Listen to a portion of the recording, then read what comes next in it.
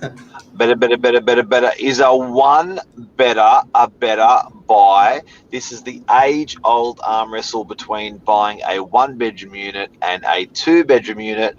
Let's talk about it. Stay tuned.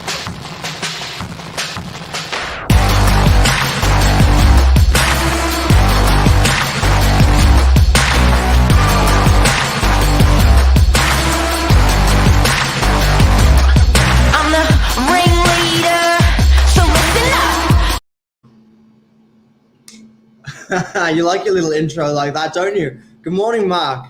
Episode 430 is a one better a better buy. I don't want to say that too many times. Yes. Is a one better a better buy than a two better, a three better, a studio house? Is a one better, and everyone's an expert on this one. It's I think sometimes when the younger generation are talking to their mum and dad, their mum's going, "Oh no, you got to stick to a two better." Talking to friends and family, they're like, buddy might say, "Nah, mate, you should buy a better quality one better than a shitty two better." Yeah. It's there's not a science to it. What do you reckon? It's interesting, isn't it? It's got to be situational, but I suppose the question is, what's performing better, what's performing worse at the moment? During COVID or the last 12 months, space has been king, space has been key. Where does that leave it's changed again. So where does that leave the one betters in the market? What do you think? It's or even the one plus study, there's a big difference. 100.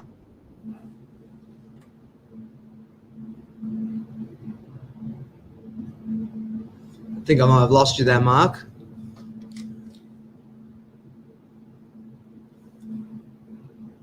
They can work from home on. Yeah. So people are searching for accommodation where they can work from home. So there's been a bit of a pressure on that one better with rents, and there's been a bit of a pressure on sales prices because you sort of need that little bit more extra room if you're a couple or a single. You just need that little bit extra room, particularly if you're working from home.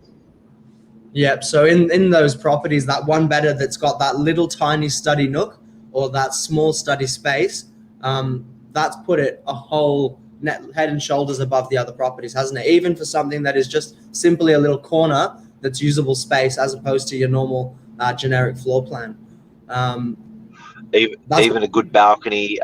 Yeah, absolutely. And I've got to say, if the studio or that budget unit, particularly stuff that's under 50 meters squared, I think that's been squeezed a little bit more in the last 12 months. What's interesting is over a long term, being an agent for 30 years and looking at the performance of a two better in price growth and the performance of a one better in price growth, same. Yep. Yeah, sure. So they're just moving along parallel to one another. Yeah. So I think, in terms of capital growth, there is not a better buy or a worse buy when you're comparing the one better apartment and the two bedroom apartment. Fact, the last 12 months may tell a different tale because there's that pressure for working from home and having the extra area. James, you just had a recent sale with a couple went out of a one better into a one better. Yeah, settled yesterday actually.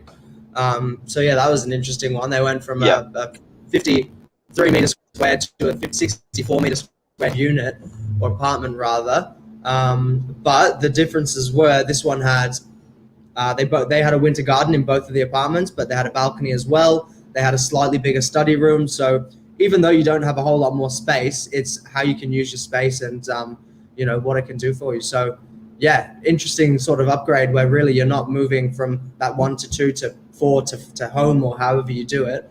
But you don't need to go too much higher. You just bite off as much as you can chew. And they were stoked. So that was a really happy transaction all around. But they rented out their property. They actually kept both. Interestingly enough, they didn't want an old unit. they lived in a new unit, which was a one better. They didn't want an old unit, two better. They wanted a new unit, so they opted for a big one better. Both Yeah. working from home on occasions. So the Yeah. one that they purchased had zones where they could actually one could operate sort of indoor outdoor, like an indoor outdoor balcony. Another could operate through in like a little study which had four walls, but not quite enough to be a bedroom. So they spent $800 or $1,000, for the luxury, but that's what COVID's done. That's what COVID's done. Now, rental wise, if I'm an investor, would I do a one better or a two better? How good's the property? Where is the property? How well did you market the property? I suppose we're getting quite similar yields from your one to your two. It's not making too significant of a difference at this stage. So I don't know. You typically think the bigger, the more attractive, the more people that will come through, but there's still the affordable side of it from the one bedders where it's a couple $100 a week for your partner and yourself. They're very rentable. You're in DY. We're dense population. We're fortunate that the rental market moves really strong, and it's been really strong throughout the last 12 months and beyond that. So apples to oranges, they're sort of you're what's good for someone's not good for another, but we're lucky that we're in a place that typically does very, very well, sales and rentals consistently. So it's a hard one to sort of... I tell you what is interesting, guys and girls, you've got to watch out for 50 metre squared internal. Yeah. It's a trap for financing a property when you are buying it. The banks, so basically there's the reason why that it comes undone, or the reason why it's important, is they understand that the bank, there is a risk associated with a smaller unit, or an ultra small unit, like a real small unit. So they sort of turned around and said, okay, we're pegging it at 50 metre squared internally. So there are certain banks that will just give you a hard time internally if it's under 50 metre squared, the one better. You don't have that problem with two bedders. Blanket rule, they're all bigger than 50 metres squared, so you just don't have that problem. But you do have that problem. You can come undone under 50 metres squared. Pretty heartbreaking if you get an offer accepted, and you get a bank valuation, and they turn around and go, wait, mate, no, we can't do this. And just to dig a little bit deeper, the reason why they actually say that is because often you need mortgage insurance. Believe it or not, even if you're not paying mortgage insurance, banks still pay it without your knowledge for you to keep their AAA rating. So if they've got properties on their books that are under 50 metres squared, banks, there's more risk. So generally they won't take that debt on, or they're a bit more guarded about it. So I do have to say, you may find that as a first home buyer that you do want to stick to over 50 metres squared. And I do think your resale is always going to be better, believe it or not, for that reason. So if you are choosing an apartment, stick with something that's over 50 metre internal as a one better. I think it'll just serve you better for capital growth. Now, James, ultra small apartments, we're talking 32 metre squared internal. We're talking 42 metre squared internal. Because of this reason that they're harder to fund, they are generally a better rental return on money. So you had a studio you just recently sold. Tell us about the rental return. Yeah, so a 33 metre squared studio had a big 30 metre squared terrace, but this was renting for $460 a week, which is pretty huge. So just a nice couple in there, and it was over 4.5% on the sale price that it ended up at. It sold at 555. And I was sort of comparing that, thinking or wondering what exactly are the rental yields that we have elsewhere. So 33 meters squared, it's a single room, a bathroom, and an internal laundry. It's not a whole lot more. And it's interesting to think that kind of property is going to yield you a far better price in the end. So if people are running what yield is, you take the purchase price and you take the annual rent and you put it over the top. So the annual rent over the purchase price, annual rent divided by the purchase price will give you a percentage. We call that yield. Now, for some mysterious reason, the rental return or that percentage is much better when you get a unit under 50 metres squared. So for investors, probably not owner occupiers, but for investors, if you want to get a good return on your money, because investors are chasing this at the moment. This has been a problem. I'm going to bring it up. Okay, have a look. This is DY, for example. Have a look what's happened with rental returns in DY. Yeah, right. Okay, so this is over a 10-year period. Over a 10-year period, the rental returns have... So the rental returns have not fallen in terms of rents. So the value of the rent has actually continued to rise, but the value of the property has rose further.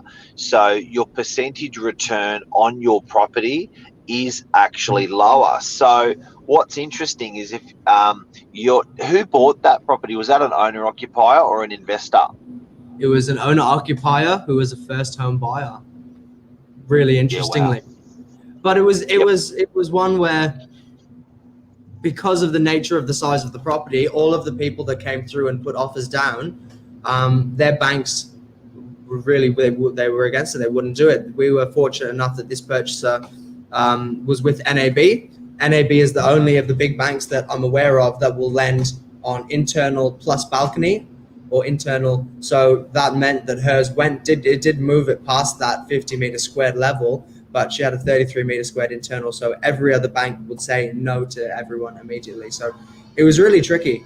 And it slows down the campaign a little bit. So signing off, is a one better, in conclusion, is a one better a better buy than a two better?